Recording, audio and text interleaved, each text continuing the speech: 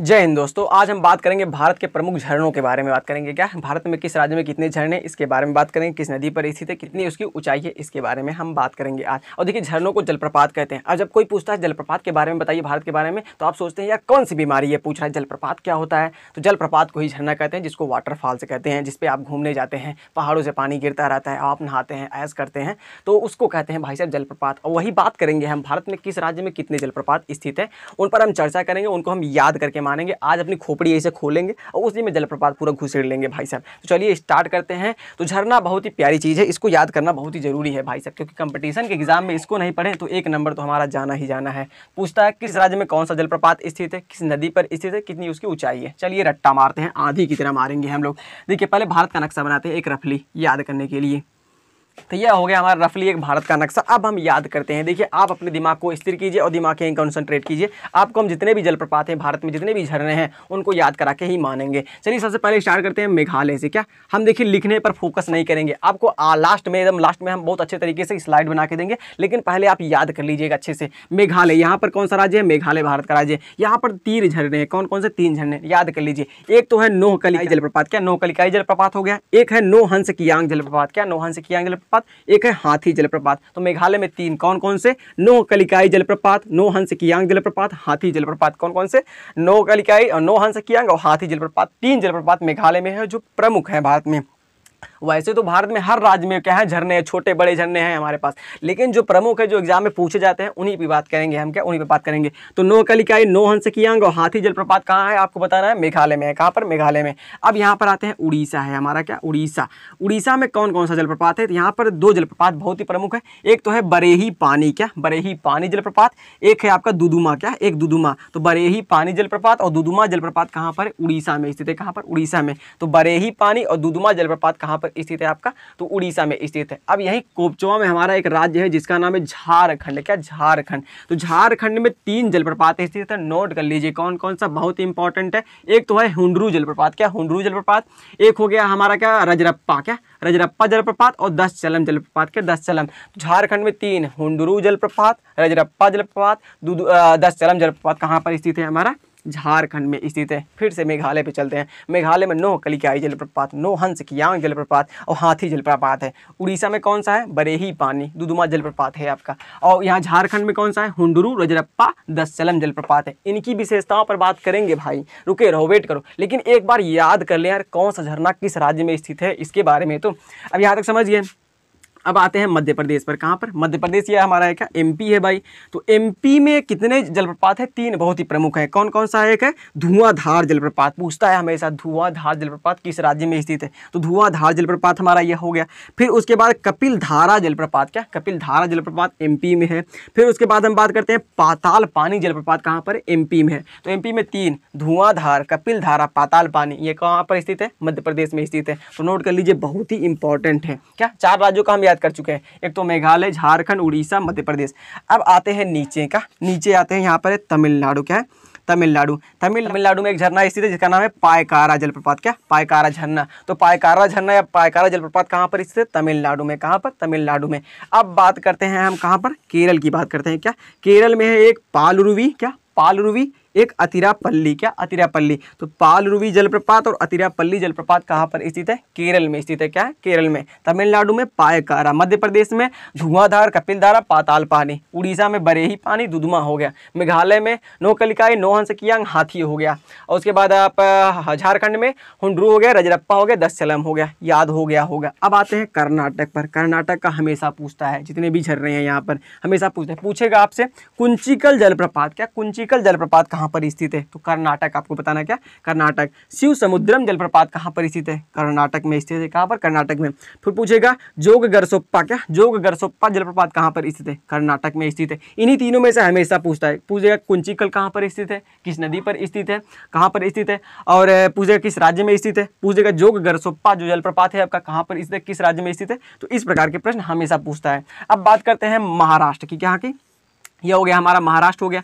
तो महाराष्ट्र में दो हैं, कौन कौन से? एक है अंबोली है क्या, एक अंबोली जलप्रपात है, एक थोसेघर जलप्रपात है। तो एक अंबोली जलप्रपात, एक थोसेघर जलप्रपात कहाँ पर है? महाराष्ट्र में। कहाँ पर? महाराष्ट्र राज्य में है। तो अंबोली, थोसेघर। अभी हम आपको बताएंगे किस नदी पर स्थित है, लेकिन एक बार याद करो मेरे भाई। अब आते हैं हम राजस्थान पर। क्या? राजस्थान पर। राजस्थान की बात करते हैं। राजस्थान में भी कई आपके झरने हैं भाई साहब, यहाँ झीलें बहुत सारी हैं। सांभर झील, हेन तेन झीलें हैं भाई साहब यहाँ पर, तो आप गिनते गिनते पगला जाएंगे। लेकिन यहाँ पर भाई झरना भी है, नहाने के लिए है, लेकिन पानी की कमी है यार। कहाँ से आ गया भाई? बनाया गया है यार, है यहाँ पर। तो यहाँ पर झरने हैं कौन कौन से? भीमलाड झरना। कौन का? एक भीमलाड झरना है, एक चुलिया झरना है। क्या? चुलिया। तो चुलिया और भीमलाड झरना कहाँ पर स्थित है? आपके राजस्थान में। कहाँ पर? राजस्थान में है। चुलिया भीमलाड, चुलिया भीमलाड कहाँ पर? राजस्थान में।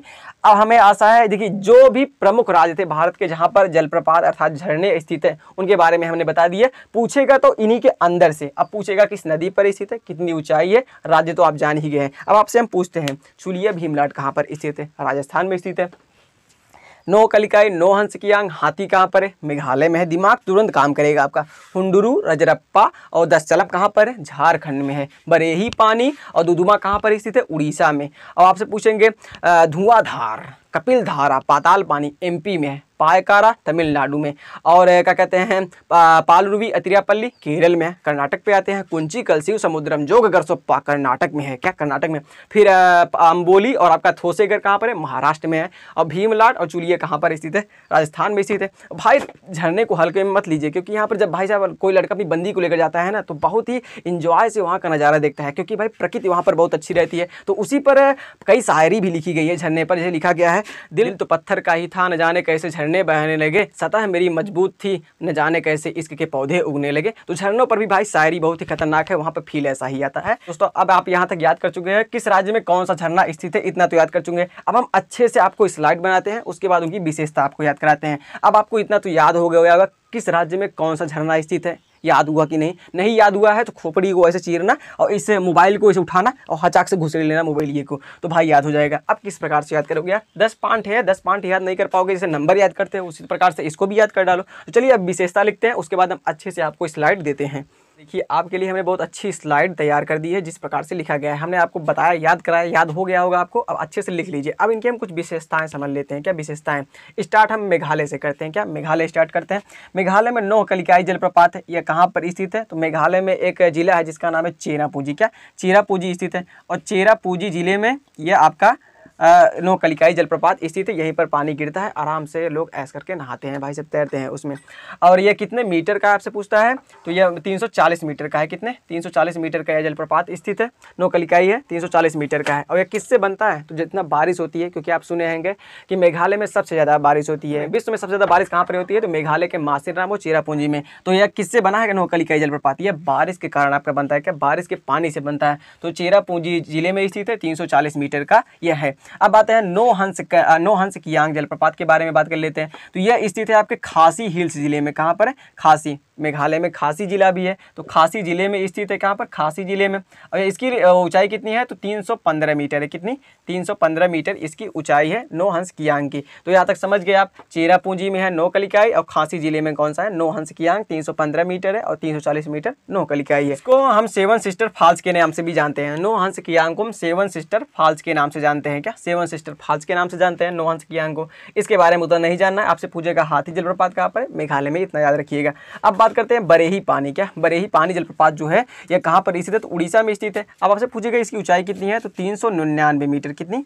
399 मीटर इसकी ऊंचाई है। सिमलीपाल राष्ट्रीय उद्यान है, तो सिमलीपाल राष्ट्रीय उद्यान में ही बरेही पानी आपका जलप्रपात स्थित है। 399 मीटर का है यह। और दुदुमा जो जलप्रपात है वो मस्कट नदी पर बनता है। किस पर? मस्कट नदी पर बनता है आपका दुदुमा जलप्रपात। बरेही पानी के बारे में जान गए आप। 399 मीटर का है और सिमलीपाल राष्ट्रीय उद्यान है जो उसमें आपका स्थित है बरेही पानी। अब बात करते हैं झारखंड वाले की। झारखंड में जो हुंडरू जलप्रपात है स्वर्णरेखा नदी पर। किस पर? स्वर्णरेखा नदी पर यहाँ का बनता है हुंडरू जलप्रपात, और इसकी ऊंचाई आपको नहीं याद करनी है। अब बात करते हैं रजरप्पा की। तो रजरप्पा जो है ना वह दामोदर और भेड़ा नदी के संगम पर बनता है। क्या? जो रजरप्पा आपका जलप्रपात है वह दामोदर और भेड़ा नदी के संगम पर बनता है। इसको नोट कर लीजिए। और दसचलम के बारे में उतना नहीं जानना है, सिर्फ इतना जानना है कहाँ पर स्थित है? झारखंड में। यहाँ तक समझ गए। अब बात करते हैं धुआंधार जलप्रपात की। क्या धुआंधार जलप्रपात? धुआंधार जलप्रपात किस नदी पे बनता है? तो नर्मदा नदी पे बनता है। किस पर? नर्मदा नदी पर। और मध्य प्रदेश के किस जिले में? तो जबलपुर जिले में। किस पर? जबलपुर जिले में बनता है। और इसकी ऊंचाई कितनी है? तो आपका ऊंचाई इसकी है आपकी 15 मीटर। कितनी? इसकी ऊंचाई कितनी है? 15 मीटर है। कितनी? 15 मीटर है। तो धुआंधार जलप्रपात आपका मध्य प्रदेश में स्थित है, नर्मदा नदी पर बनता है, जबलपुर जिले में बनता है, 15 मीटर का है। इतना याद कर लीजिए आप। अब बात करते हैं कपिल धारा की। तो कपिल धारा भी किस नदी पर बनता है? नर्मदा नदी पर बनता है। इसकी ऊंचाई कितनी है? तो 33 मीटर है। कितनी? 33 मीटर है इसकी भी। तो समझ गया था सीधे। नर्मदा नदी पर कपिल धारा बनता है, धुआंधार नर्मदा नदी पर, जबलपुर जिले में 15 मीटर का है। बात करते हैं पाताल पानी की। तो पाताल पानी किस नदी पर बनता है? तो चंबल नदी पर बनता है। किस पर? चंबल नदी पर। इसकी ऊंचाई नहीं याद करनी है मेरे भाई। तो धुआंधार नर्मदा नदी पर, कपिल धारा नर्मदा नदी पर, पाताल पानी चंबल नदी पर। समझ गया था चीजें। आप नदी तो पढ़े होंगे यार, इतना बेइज्जती मत कराना, नहीं तो बहुत ज्यादा यार बेइज्जती वाली फीलिंग आएगी। अब बात पायकारा जलप्रपात के बारे में। यह तमिलनाडु में स्थित है। और किस नदी पर स्थित है? पायकारा नदी पर। किस पर? पायकारा नदी पर स्थित है। तमिलनाडु में एक नदी बहती है जिसका नाम पायकारा है, उसी पर स्थित है आपका पायकारा जलप्रपात। अब बात करते हैं केरल की। केरल में जो है पालरुवी आपका क्या है? पालरुवी जलप्रपात है। ये कोल्लम जिले में स्थित है। कहाँ पर है? केरल के कोल्लम जिले में स्थित है। और कल्लड़ा नदी पर बनता है। क्या कल्लड़ा नदी पर बनता है? 91 मीटर का बनता है ये केरल में। तो पालरुवी जो जलप्रपात है वह कोल्लम जिले में कल्लड़ा नदी पर 91 मीटर का आपका पालरुवी जलप्रपात बनता है। इसके बारे में समझ गए। बात कर लेते हैं अतिरापल्ली के बारे में। क्या अतिरापल्ली? ये 25 मीटर का है। कितने? 25 मीटर का जलप्रपात है जो चलारकुडी नदी द्वारा बनता है। क्या? चलारकुडी नदी पर बनता है। जो आपका अतिरापल्ली जो आपका जलप्रपात है वह चलारकुडी नदी पर बनता है। समझ गया कीजिए, बहुत ही इंपॉर्टेंट था यहाँ तक। अब बात करते हैं भाई कुंचिकल। कर्नाटक में घुसते हैं तो यहाँ पर है कुंचिकल। कुंचिकल जलप्रपात किस नदी पे बनता है? तो बहुत ही इंपॉर्टेंट है, वराही नदी पे बनता है। किस पर? वराही नदी पर। और 455 मीटर का भाई साहब, सबसे 455 मीटर का। आपसे पूछेगा भारत का सबसे ऊंचा जलप्रपात कौन सा है? तो मारना है कुंचिकल जलप्रपात। कौन सा? कुंचिकल। 455 मीटर का। कितना? 455 मीटर का। और वराही नदी पर बनता है। अब बात करते हैं शिव समुद्रम जलप्रपात की। क्या? शिव समुद्रम? तो शिव समुद्रम जो जलप्रपात है वह बनता है आपका कावेरी नदी पर। क्या? कावेरी नदी पर बनता है। किस पर? कावेरी नदी पर शिव समुद्रम जलप्रपात बनता है। और इसी पर सबसे पुराना हाइड्रो इलेक्ट्रिक पावर स्टेशन है, वह इसी पर बनाया गया था। क्या? इसी पर, शिव समुद्रम जलप्रपात पर। तो सबसे एशिया का सबसे पहला जो आपका क्या कहते हैं, जो जिससे बिजली बनाई जाती है, जो आपका हाइड्रो इलेक्ट्रिक पावर स्टेशन होता है जिससे पानी फेंक कर जिसमें बिजली बनाई जाती है, वो सबसे एशिया का सबसे पहला कहाँ पर बनाया गया था? किस जलप्रपात पर? तो शिव समुद्रम जलप्रपात पर। कब बनाया गया था? तो 1902 में। क्या? 1902 में। तो एशिया का सबसे पहला हाइड्रो इलेक्ट्रिक पावर स्टेशन जो जल विद्युत वाला गृह होता है, जो जिसे पानी फेंक कर आप बिजली बनाते हैं, वह वाला सबसे पहला एशिया का कहाँ बनाया गया था? शिव समुद्रम जलप्रपात पर। किस नदी पर है? कावेरी नदी पर है। 1902 में बनाया गया था। कब? 1902 में यह बनाया गया था। तो नोट कर लीजिए, बहुत ही इंपॉर्टेंट है। आपसे पूछेगा जोग गरसोप्पा यह जलप्रपात किस नदी पर स्थित है? तो आपको बताना है क्या? शरावती नदी पर। कहाँ पर है? शरावती नदी पर स्थित है। क्या? शरावती। और 253 मीटर का है। क्या? 253 मीटर का है। तो जोग गरसोप्पा शरावती नदी पर 253 मीटर का है। भाई साहब नोट कर लीजिए, बहुत ही इंपॉर्टेंट है। अब बात करते हैं महाराष्ट्र वाले अंबोली या किस नदी पर है? हिरण्यकेशी नदी पर। किस पर? हिरण्यकेशी नदी पे है। आप याद कर लीजिए, बहुत इंपॉर्टेंट है। और थोसेगर है नदी पर है। किस पर? तरली नदी पर है। थोसेगर तरली नदी पर है। समझ गया। और आपका अंबोली हिरण्यकेशी नदी पर है। क्या? हिरण्यकेशी नदी पर। वराही नदी पर कुंचिकल है। कावेरी नदी पर आपका शिव समुद्रम है। और शरावती नदी पर जोगगरसोप्पा है। तो एशिया का सबसे पहला हाइड्रो इलेक्ट्रिक पावर स्टेशन कहाँ पर बनाया गया था? शिव समुद्रम में। और सबसे पुराना 1902 में बनाया गया था। समझ गए। अब बात करते हैं चुलिया जलप्रपात के बारे में। चुलिया जलप्रपात किस नदी पर है? चंबल नदी पर है। किस पर? च से स्टार्ट हो रहा है, तो च से चंबल नदी पर स्थित है। और भीमलाट किस पर है? मंगली नदी पर। क्या? मंगली नदी पर है। किस पर? मंगली नदी पर है। तो भीमलाट मंगली नदी पर है और आपका चुलिया चंबल नदी पर है। तो इस प्रकार से हमने सारे जलप्रपात भारत के समाप्त कर दिए। तो यहाँ की इलेक्ट्रिसिटी सही नहीं है, तो आप, हमें आशा है आप समझ गए होंगे, आपको याद भी हो गया होगा। वैसे भी आपको इस स्लाइड की क्या जरूरत है, भारत का नक्शा बनाइए और उसमें आप जैसे जैसे हम आपको बताएं उसी प्रकार से लिखते हुए चले जाइए। तो चलिए मिलते हैं नेक्स्ट वीडियो में। यदि आप स्क्रीनशॉट लेना चाहते हैं तो ले सकते हैं, क्योंकि क्वालिटी कम आ रही होगी। हम मोबाइल का फ्लैश जारे हुए हैं, एक बत्ती रखे हैं, वो आपका बारे हुए हैं, लेकिन हमारे यहाँ का लाइन हमारा खोपड़ी खा गया है। तो कोई बात नहीं भाई, तो आप नोट कर लीजिए यहाँ तक ये चीज़ें।